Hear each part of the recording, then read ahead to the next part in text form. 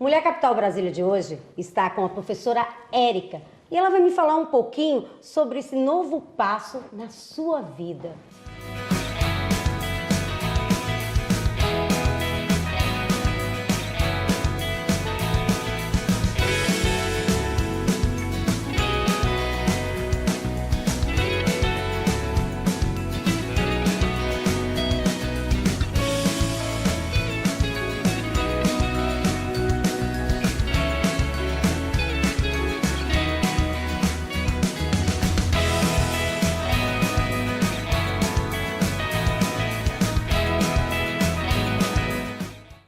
Boa tarde. Boa tarde. Professora Érica, por que ser candidata a deputada distrital?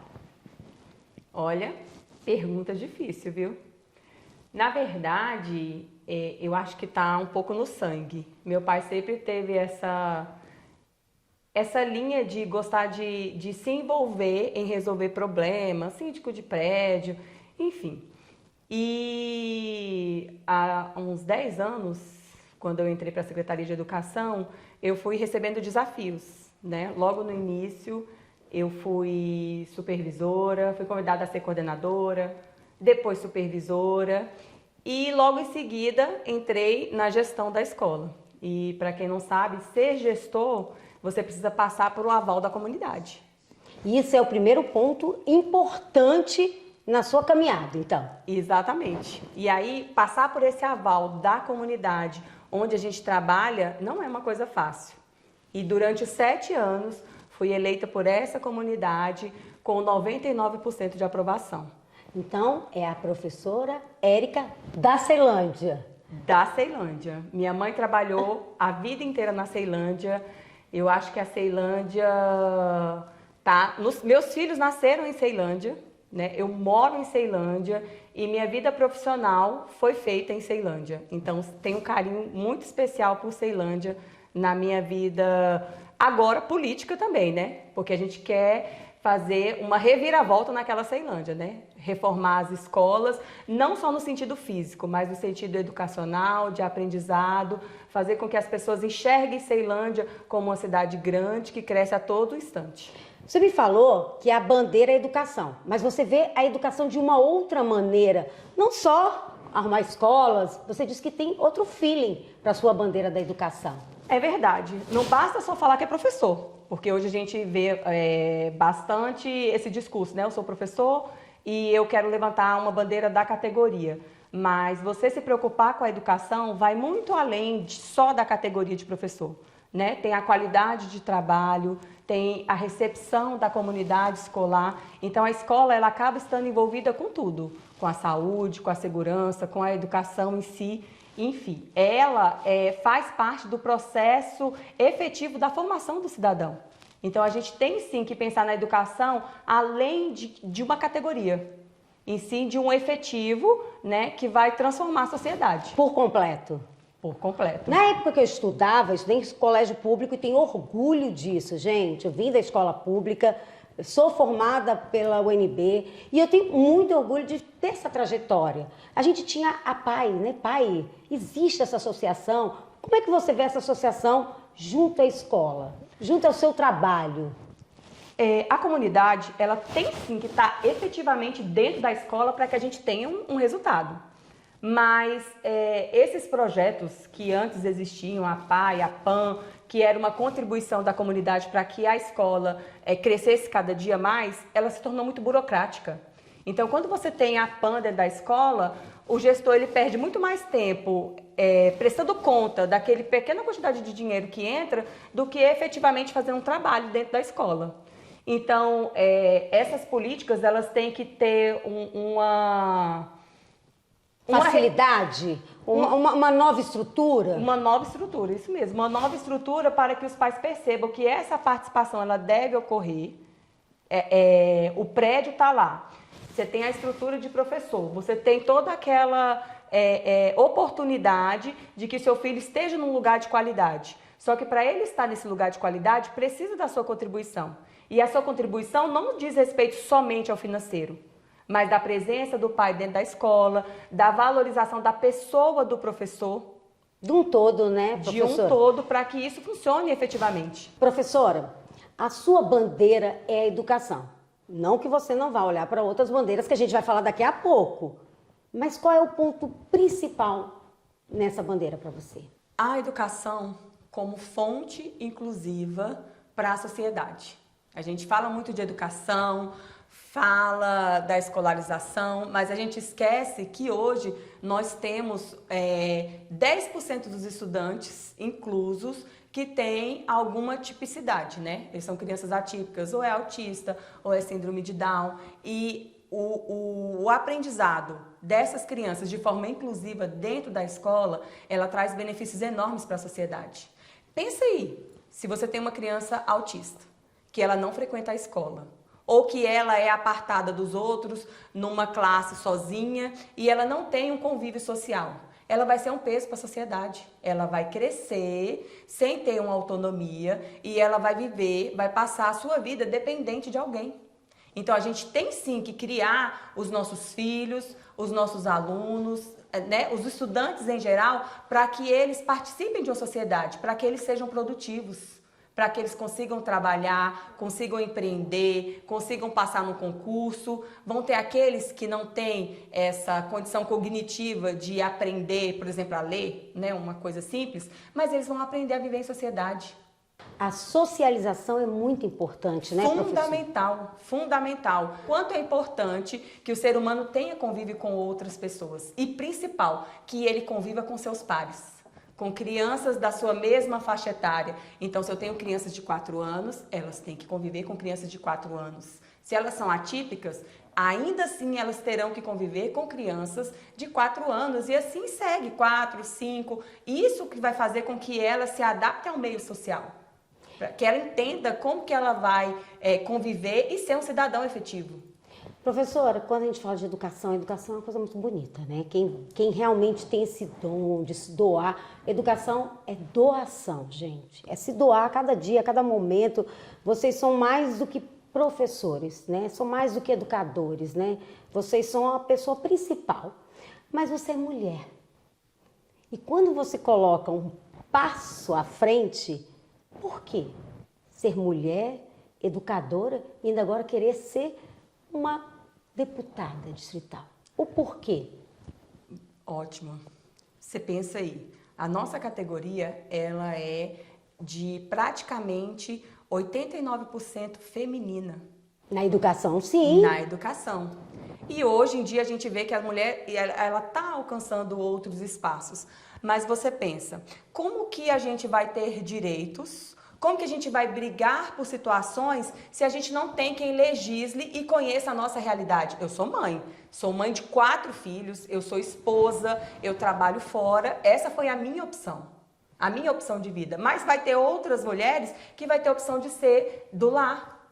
Não significa que ela tenha que ter menos direitos do que eu ou mais. Ela tem as especificidades dela como mulher e esses direitos têm que ser garantidos. Você não chega no shopping ou num órgão público e, de repente, você fica menstruada porque é da nossa fisiologia. E não vai ter lá dentro do banheiro que você vai utilizar um absorvente disponível para você. São coisas simples, mas que são necessárias. Que fazem a diferença, né? Você vai amamentar e aí gera uma polêmica, amamenta em público, não amamenta, mas quantos órgãos tem um local para amamentar? Um local que você possa sentar e amamentar. Digo mais, na Secretaria de Educação, nós, como maioria mulher, não temos creche para os nossos filhos. Com 6 meses a gente volta a trabalhar. E aí? Onde que eles ficam? Então, esse é o olhar da mulher junto às políticas públicas. Também. As políticas públicas, hoje, elas não são efetivas para que muitos desses direitos sejam alcançados. Por falta de mulheres lá. Para fiscalizar, para ajustar que essas políticas sejam efetivas. Quando a gente fala de violência contra a mulher, a gente percebe que existe sim muitas políticas públicas para que combata esse tipo de violência, mas não combate. Por que será? Porque ela não é eficaz. Porque ela não conhece, vamos dizer que o homem não conhece o outro lado da história, o outro lado da moeda. Quando a mulher é agredida, né, quando ela sofre uma agressão, que ela tem que sair de casa, e aí, como é que faz? Não é só arrumar um emprego, tem escola dos filhos, quem vai levar para a escola, quem vai buscar da escola, como é que a escola vai receber essas crianças vinda de um lar de violência. Então, não é simplesmente você colocar uma tornozeleira eletrônica no agressor e vai estar tudo resolvido. Ou então pedir 100 metros de distância. Isso não resolve uma situação que vai muito além da presença dele dentro de casa. Ela não tem uma garantia, né, efetiva de que ela vai conseguir seguir em frente, até pelo apontamento das próprias mulheres. Né? Ela deveria ficar com o marido, porque como é que vai criar os filhos sozinha? Então, é realmente difícil você dar um passo para frente para se desvencilhar de uma situação. Mas você tem todo esse apoio? Muitas vezes não. Professora Érica, por que essa caminhada? Como é que começa a caminhada? Porque eu já sei que você foi empresária, mãe de 4. 4, amiga? Tem certeza? 4? 4. Mãe, esposa, educadora ou professora, porque uns gostam de ser chamados de educador, outros de professor. Por que esse passo maior?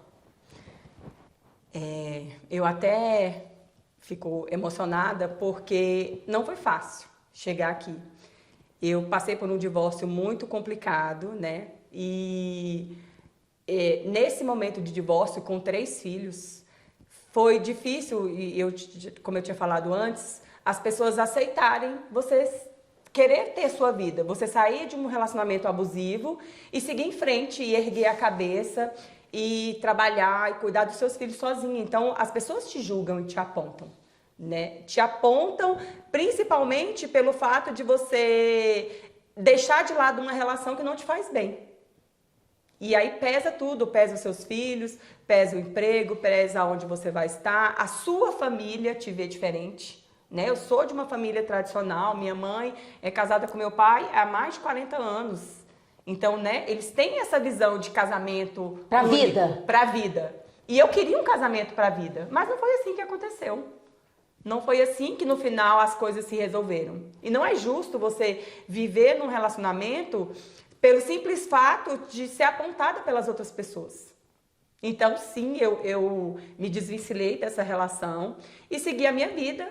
Né? Casei de novo, casei com uma pessoa que me respeita e dei esse passo além, que é tentar não, eu vou representar vocês lá, porque se eu conseguir passar por tudo isso e hoje eu estou aqui e eu tenho meu emprego e eu cuidei dos meus filhos, por que não todo mundo ter essa mesma oportunidade?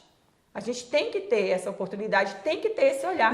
E mostrar essa visão dessa mulher guerreira, dessa mulher que consegue, né? Sim, e não é fácil. E a gente tem que começar a quebrar esses estigmas de que uma mulher, ela é sempre rival da outra. Nós não somos rivais. Não existe rivalidade feminina para você? Não existe rivalidade feminina. Quando eu falo que a gente tem que pensar e trabalhar isso na nossa mente. Todas as vezes que você vê alguma atitude, alguma coisa acontecendo com a mulher, para e se coloca no lugar dela, pensa em qual forma que você vai usar para defender aquela situação. Quando a gente começa a parar, olhar e analisar, muita coisa na cabeça da gente muda. Porque é fácil apontar. Se não pode ajudar, não atrapalha. Exatamente. Já ajuda bastante, né? Mas agora eu vou brincar com você. Adoro brincar. Porque adoro brincar com mulheres poderosas. Mulheres que fazem a diferença. Eu gosto de estar com mulheres que fazem a diferença. Quem é a professora Érica? Olha, a professora Érica é uma comediante, ao mesmo tempo uma braba, como diz.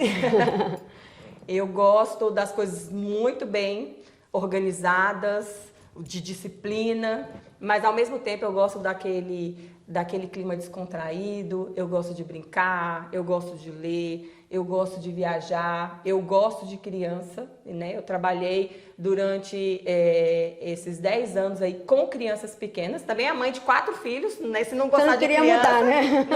não tinha nem jeito, né? Eu gosto de família, eu gosto dessa relação de família, tanto que eu casei novamente, porque eu tenho o direito de ser feliz, a gente não tem que dar errado numa relação e terminar ali, então Eu acho que eu sou mãezona, família, eu sou comprometida com o que eu quero fazer e por isso que eu enfrentei essa situação de ir aí para a deputada distrital, porque não é fácil para a mulher assumir uma campanha política, né? A gente é apontada, a gente é excluída, no ambiente, julgada, mas não foi a primeira vez que isso aconteceu. Então, eu consegui enfrentar, levantei minha cabeça e fui para frente. Vamos um bate e volta? Vamos. Uma palavra, tá? Vamos lá. Professora Érica, educação. Inclusão. Professora Érica, família. Filhos. Professora Érica, política. Mulheres. E professora Érica, mulher. Corajosa. Gente, eu quero agradecer a você, professora, por esse momento de bate-papo, essa troca de energia, que foi a diferença, saber que nós vamos ter pessoas com capacidade e responsabilidade, que saibam fazer o que você vai fazer lá naquele cantinho. Muito obrigada, agradeço pela oportunidade e sim, a gente vai fazer a diferença na política e eu conto com vocês, porque as mulheres unidas vão poder fazer muito por nós, por nossos filhos e pela nossa comunidade. Então, quer saber mais? Mulheres poderosas, candidatas ao Distrito Federal? Mulher Capital Brasília.